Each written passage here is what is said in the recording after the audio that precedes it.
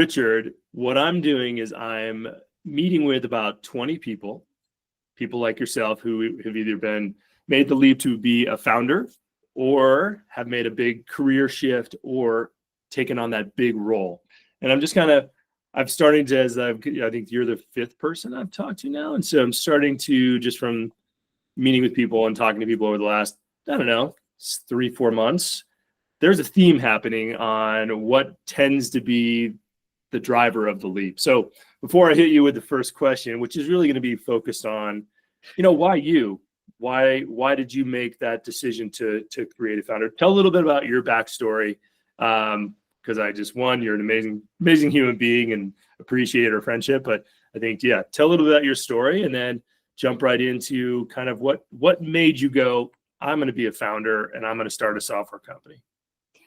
I'd be interested to see what other people are saying for this, because I think, like, now that I've started my own company, I am now in those circles with other people doing the same. Yeah. And we all generally say we're all a little bit mental for having done it, right? I think it's like chasing the dream, right? Yes. And it's not just about there's the dream is sell the company, build it and then scale the company and sell it and you get all the money at the end. And the reality is that doesn't really happen to most people. And I think the longer you're in doing this, you realize it is hard to do those things. But I've always been fairly entrepreneurial. Even when my mum and dad, they always would take the mick out of me. They'd give me, it was £1.05 for a lunch when I was at school, right? Starting high school. And I'd take my £1.05. I'd go past my school on the way to school. I'd go to the local supermarket. I'd pick up some donuts and things. I'd then sell them at school and make some money and that kind of thing. So I've always kind of been like that. I've always been fairly entrepreneurial, but again, really small scale. Yeah. About 10 years ago, I had my own company, and that was a consultancy company implementing ERP systems. That one came a little bit out of necessity in that I'd just come back from traveling, and the company that I went back to after working with them for a while, and then I went traveling, they were like, well, we've not really got any jobs, but do you want to kind of start your own thing and be a consultant on the side? And starting a consultancy they wanted to work with you still, but they wanted you to move more towards a consultant. Yeah, because I think they didn't have any jobs for me, but they were like, well, if you wanted, we're actually interested in starting to create a partner network sort of thing.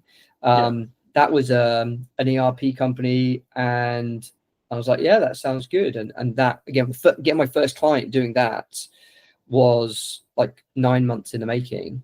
And I think partly that is because I don't really know a huge amount about the marketing and the branding side of things. I've always been really operational, and so it took a while to get the first clients there. But yeah, then I, long story cut short, I went back into employment, and unfortunately, a few years later, I met you, and that led us to here. But we had we were a company and it was growing and scaling, and we had a great team, and there's definitely perks of working for a company where you've got your niche and you do that thing really well. But it was always I've always wanted to have my own thing. Even when I had the consultancy company, I always wanted to be I want to have the IP for software and have control as to where it's going and create great software that people love using. So when you were in the consultancy and doing that, you had a vision of something more than even and it was build and create and to own that. I think it's as a systems integrator, because that effectively is what we were, systems integrator / value added reseller. You're very much dependent on the company you align yourself with, even if that is, say, Microsoft, and you're going to build a Microsoft shop selling and implementing Dynamics, for example. You are there's only so much control you have over the software. And you're like, if Microsoft decides to go in that direction, you're like, well, looks like my business is going over there, whether I agree with it or not. Yeah. And actually, I was like, it's quite risky tying yourself to another company like that.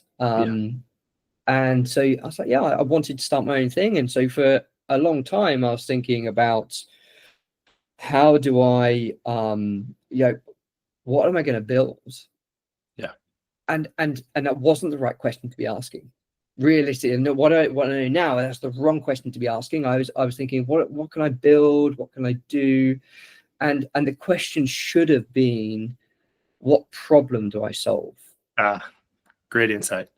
And that's the thing, because you can build stuff, and I was like, that's really cool, but if it's not like, oh wow, I've got a problem and I need that fixing, and you go, I know your problem, here's my solution to it, it becomes difficult to sell. And it's been, even in the last kind of 12 months, it's been like a real eye-opener for me, in that we were building to solve a problem that I had when I was, working at Yellowfin or working at Virtuoso around a customer onboarding bit, but I didn't really kind of do enough digging to see how big of a problem it was outside. And so it ended up being not big enough for people to want to solve. Yeah. Well, let's backtrack a little bit, just because I got you off track, and I want to answer the one question, or at least kind of see if you agree. So it seems like you had the consultancy, which kind of pushed you into, you were kind of asked to make that leap, and you were like, great, game on. I've sold donuts, I can do this. So then when we were at Yellowfin, right, and the company sold and it got kind of dissolved a bit, you'd already been your own kind of, your own leader, right? So I guess, what was the pivot point at that time where you're like, now's the time?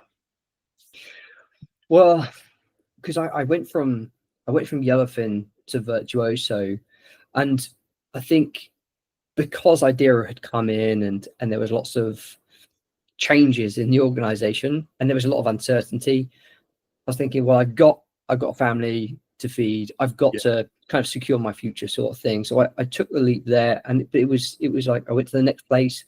It's like they still have a similar problem.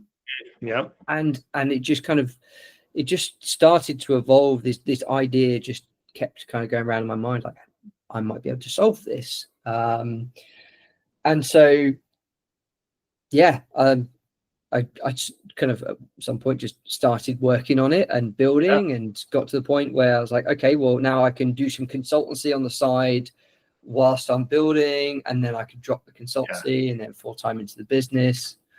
Well, I know what I've really always been impressed with you, and when we work together, especially, is you've always been an individual who is like, I don't know, I'm going to keep learning, I'm going to keep growing, I'm going to figure it out, I'm going to teach myself how to code on the weekends. I mean, I was always like, dude, I always think of myself as someone that's doing that, and I'm like, man, Richard, you've set the bar so high. So then, and I've loved following the story and trying to support it any way I can. And I think the onboarding piece, and I'd love to, we'll definitely have time for you to tell about what you built. So what I'd like to ask you is, I guess you've been at this for, I think, 2 years now. Is that about right time? Yeah, like full time in the business for a year, but it's a couple of years in the making now. Okay. Yeah, from going on the side to then actually launching product and stuff. So I guess what would be kind of, I guess, the most valuable personal growth shift for you, I mean, consulting is one thing, but actually launching a software company and being a founder, and then being able, having to go out there and actually get people to care. And I think you were kind of hinting at it, is really understanding the problem. It's cool to build stuff, but if nobody cares and they're going to pay for it, it doesn't matter, right? So So what would be the, I guess, key growth lessons that you've learned, or maybe the things that maybe you thought you knew, but then completely have kind of shifted the way that you're looking at being a founder leader? I don't know what, there's so many things that I've learned and I would do differently if I would start again today. Like from a technology perspective, from a branding and marketing point of view, even down to like finding a company who has a problem big enough to solve, and you can convince people to go, I will build this for you. You don't have to pay me anything right now, but let me solve the problem for you so that I can build something that is then scalable and repeatable. I can find other people to work with, that kind of thing. And I think when you're an employee, your mindset is fairly different, right? And if somebody was to say to me, a few years ago that I would have been raising investments and things like that, it would be like the numbers kind of blow your mind. And now what we have raised is actually really insignificant in the grand scheme of things, like super insignificant. I know companies who have gone, we want to solve this problem, and they get like 2, 3, 4 lighthouse customers, like part of the club, and they basically got these companies to go, pay me to help develop this thing so that I own the IP, but I will like work with you and a few others. And people do it. Like these other companies, I think a lot of the time they'll go, I know I've got a problem. Yeah, it probably would be nice to own the IP, but I don't even have time to develop and solve the problem. So if someone else is going to come in and I'll just pay you, and that becomes your business. Do you? Let me ask you a curveball question here, just because I've been seeing this kind of trend, right? I mean, it's so much easier now to take an idea, launch. You're not kind of having to go, and I guess that's the build versus buy. And I think we're at this point with AI tools and ability to actually code some things and build something unique that you can actually question whether, build versus buy, if maybe you should build, learn, fail, get a really super honed in use case. Then if you need to go buy, then you know exactly what you need. I don't know. What's your take on that? I think especially if you're working for an organization, you're an employee somewhere, you can then go and build tools that automate your job, that remove the need for spreadsheets and things that are like papering across the cracks. You can build these things that make you fundamentally more valuable to the business. Like massively more valuable. And the beauty is it's so quick and easy to do these things that you can try. If it doesn't work, it doesn't matter. Like you've not invested much time or money in it. But if it does work. No. I don't know, like client communication around the renewals process and things. Like that's a really cool little use case that people are still kind of doing manually or in spreadsheets or whatever. So it's a really exciting time, but I don't fundamentally know what that means for SaaS across the board for the next like 3 to 5 years. I think it changes everything. I honestly see these micro. I mean, you're seeing an explosion of, I just call it the build a software company over the weekend. You're seeing this explosion. I think there's going to be this for mid-size and larger companies. Like, why not have an in-house team that actually are building these solutions that you could own the IP? They're, as long as you have infrastructure. But anyway, we're getting a little off tangent. But I think it's so important because you think if somebody's paying £1 million for licensing for Salesforce, how quickly can you rebuild Salesforce specific to what you need? And I think the big question I'm always going, and you and I've done this too, when you go in and do some audits, like how much of the system are you actually doing? Are you actually using? Is it 30% adoption and it's only with a couple of teams, yet you're forced to buy these $1 million licenses? I know. I think that's going to be an interesting thing to watch is these micro solution workflows and process that actually allow teams to actually manage the revenue journey, the customer journey in a very specific way to the business. Yeah, exactly. And these solutions don't need to be scalable. You don't need to build something that is going to be perfect for 100 companies. Just build it for the one you work for and make sure that it's perfect. I love that. I love that. All right. So I guess, did we answer the question on the growth lesson? I mean, it sounded like you were kind of trying to, I mean, I know we both read the Levine book, Fall in Love with the Problem, Not the Solution. Because as I've learned, just I think from you bought that one for me. It's on my bookshelf just here as well. Actually. I know, I've got it here too. But from what I've learned too, when you got me into, actually you helped me launch my first application, so which is pretty, but it is so easy to get excited when you're in their building, just to be like, oh man, feature creep and just shiny squirrel, and the agent is so great at recommending the next best thing, and you're just like, you have to just slow down and be very focused, and learned a ton about that. But like, now that, I mean, you have a couple people in your organization, and I guess how do you keep yourself motivated? And how do you motivate others around you for what you do and your passion that you bring? It's an interesting question, and I don't really know how I keep myself motivated. I just don't turn off.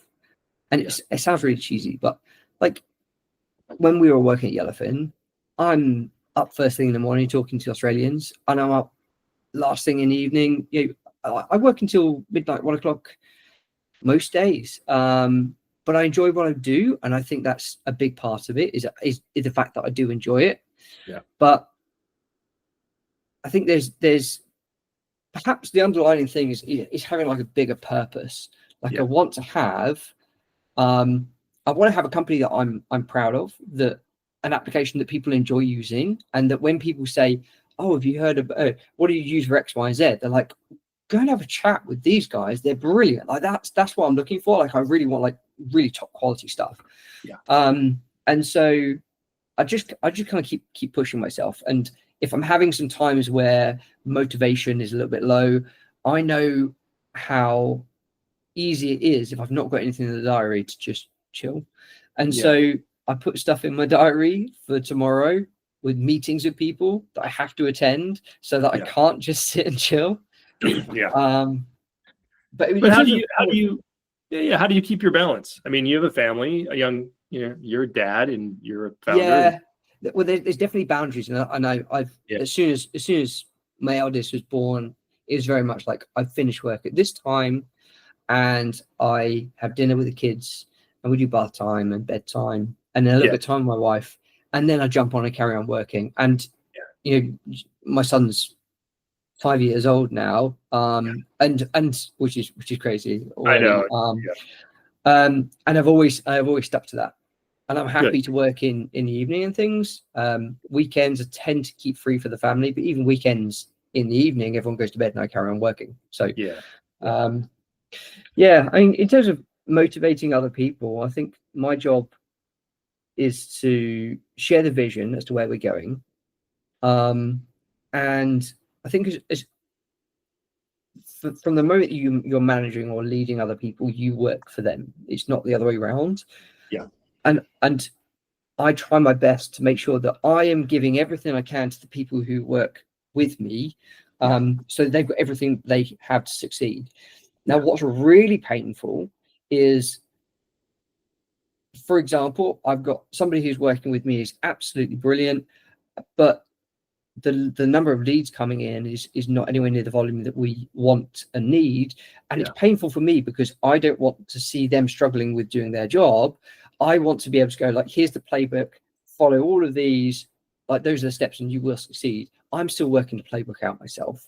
And I find that incredibly difficult because I want to be able to kind of go like, here's everything you need and you will just win no matter what. And so that's hard, really. Yeah, that's great. I mean, I think, finding the right people, motivating, having a purpose. I think, I don't know, the older I get, or being, having to kind of create or turn around a culture. In my last role, I was definitely like the mission, the vision, the purpose, the beliefs, they're all important, and they're all important that people, when they come in to be part of your team and organization, that they believe in those things as well, and that you have to always keep reminding people why we're here. That was not important to me. I know, for me either. Until like last year. Yeah. Everyone's like, people are like, oh, what's your vision? What's your mission? What's your purpose? All that kind of stuff. And you're like, yeah, it's fine. I'm just doing what I do. I'm trying to solve problems and whatever. It was only, once we started building the team, and they're like, I don't really feel like I know exactly where we're going or whatever. And I'm like, it's something just clicked. And I was like, oh shit, that's what you mean, right? That makes sense. Totally. And so that means you've got all of your messaging is just, it's not, I think it's trying to articulate your thoughts in such a way that everybody goes, oh, I get it. And so I understand now why you're thinking about this or why you're making that decision. Even if you're just trying things and you're just working out where the path is, people can kind of see, you're kind of sidestepping and trying things, but you've still got your North Star, right? Yeah, no, same for me. As soon as I stepped in as CEO when I was at Finch, and it just something clicked. Like, because I think you and I are a lot alike. I mean, I just love the work. Like, I just like doing tasks. I like the operations of building. But when you have to actually step into that different role and have to motivate and give people a why to get out of bed every morning, that's when those things that I always thought were just whatever posters on a wall really, really matter. So, all right, let me hit you with a last question here. And so I guess just looking back, like what do you wish you knew before you started? Or, because it's been super easy, right? You've just rolled in and made millions of dollars. And but what are the things that you're like, if you could tell your younger self, like before you started this, like, okay, these are the things I wish I knew just to make it a little easier, to get me ahead 6 months faster or something along those lines. I think there's two parts to this. Like, going back to what I said earlier about kind of finding the problem, like finding that is a big problem for that customer and verifying it across a wider base. The challenge is at that point, you're thinking, well, there's a problem over here, and I know 2 or 3 people have that problem. You don't feel like you want to go and ask loads of people questions because they might latch on to what you're doing and go, well, I'm going to try to solve it first, right? So, but I don't think people have got time or care enough to do that. So it's definitely like falling in love with the problem. There are some things that I would do differently around kind of structure of the company equity. I would probably even go and raise some funds and get going quickly. That was one of the big downfalls. So we started Ascendr about like within a year of the big competitors, but they had so much more time to get ahead of us in the market because they obviously had funds and they could just hit it from day one, whereas we're kind of just like slowly building in the background. So yeah, definitely. But a lot of the things that I love about what I'm doing now with AI all over the place and the benefits of AI wasn't even like, we didn't even have it. When we were, think about when we were at Yellowfin, like pre-COVID and stuff, it just wasn't even available. And so it's not like I can go, oh, I wish I would have done that, and I wish ChatGPT would have been available and these things. Like it fundamentally wasn't. So we're always trying to adapt and make sure that new technologies come along. You assess it quickly to find out. You kind of go, oh, that's cool. Is there a way that I can use that to benefit my customers or make my organization more efficient? If it's like, no, that's quite cool, you just kind of bin it. But you assess these things as rapidly as they come out. So yeah, it's just that constant evolution, really. Well, and I think that being small and nimble and agile allows you to try those things and probably be a little quicker to market, or at least to make sure the customers you do have get the benefits as quickly as possible. So So Richard, just in closing, what's a go-to? I think I know the answer. What's a go-to book that you would recommend any founder to read before they stepped into either launching a software company or a leader stepping into a big role? I think I've got a lot of books. One of my favorite books of all time is Think and Grow Rich, by Napoleon Hill, and it's all about the mindset shift, right? That is what I think sets a lot of people apart.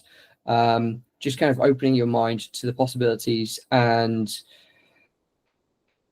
whether the law of attraction as a scientific thing is real or otherwise, or if it's just, you and I are talking about yellow cars, and I haven't seen one. Genuinely can't think of the last time I saw one. But I think if I have that in my mind, as soon as I go out this evening, chances are I'll spot one. And it's the same thing with opportunities, right? So if you're always looking for the opportunity for the next big thing, or a new idea, or another way to make some money, or whatever it might be, just having that mindset of being open to these ideas and not kind of closed off. It's very easy to just be like, I've got things to do, I'm just going to look at this. I would definitely say that, as long as you are reading about how you can improve your mindset, your skills, anything, right? I think it's just constantly going, how can I better myself? I'd like to think that today I'm the worst version of what I would ever be. So means tomorrow I've got to do something better than I did today. So it's just whether that's reading or trying something, or learning a new coding technique or whatever. Just keep evolving and keep learning. Yeah, no, I think that constant keep moving forward. And I know I've always like the Covey book is just like always, how can I sharpen my saw today? Right. Yeah. So, well, Richard, this has been awesome. And look, close off by just telling a little bit about Ascendr and where people can connect with you and what you're hoping to solve. Well, I'll start off with the problem, right? So I work primarily with professional services companies, and as they get to a point where they're scaling the company, they start off and they've got systems all over the place. So you might have HubSpot for your CRM and Monday or Asana for your projects, and you've got a scheduling system and a timesheet system, and it's all kind of very scattered, very difficult to scale the business and see what's going on and have reporting across any of it.